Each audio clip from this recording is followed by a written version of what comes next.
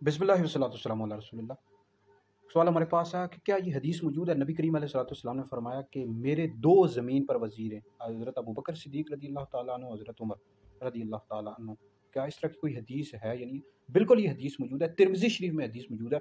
हज़रत सैयदना अबू सईद खुदरी रज़ी अल्लाह ताला अन्हु से रिवायत है, नबी करीम अलैहिस्सलाम ने फरमाया कोई नबी ऐसा नहीं हुआ जिसके वज़ीर दो आसमान वालों में से ना हो और दो ज़मीन वालों में से ना हो।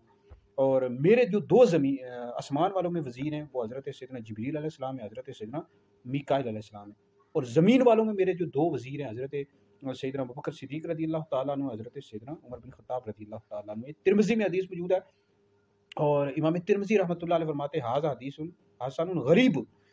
और यानी जितने भी अम्बिया अलैहिस्सलाम हुए हैं उनके वज़ीर दो आसमान वालों में से भी होते रहे और दो ज़मीन वालों में से भी होते रहे। और मेरे दो ज़मीन वालों में जो वज़ीर हैं हज़रत सैयदना सिद्दीक़ अकबर रज़ी अल्लाह ताला अन्हु, हज़रत सैयदना फ़ारूक़ आज़म रज़ी अल्लाह ताला अन्हु। ये शेखैन की फ़ज़ीलत है, बहुत बड़ी फ़ज़ीलत है।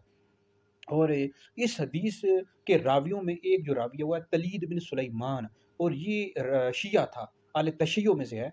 और फिर भी देखो शेखैन की फ़ज़ीलत के हवाले से इस हदीस को रिवायत कर रहा है। और एक कायदा भी अल-फ़ज़्लु मा शहिदत बिही आदा, कि फ़ज़ीलत वो होती है कि जिसका दुश्मन भी एतराफ़ करे, जिसकी दुश्मन भी गवाही दे।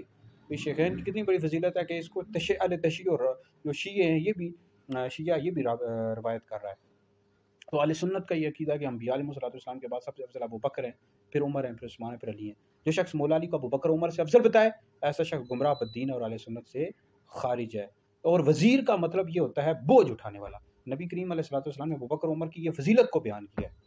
तो अल्लाह ताला हमें नबी करीम अलैहिस्सलाम के तमाम सहाबा और अहले बैत का आशिक बनाए, उनसे मोहब्बत रखने की और इसी पर हमेशा कायम रहने की तौफ़ीक़ और मदद अता फरमाए।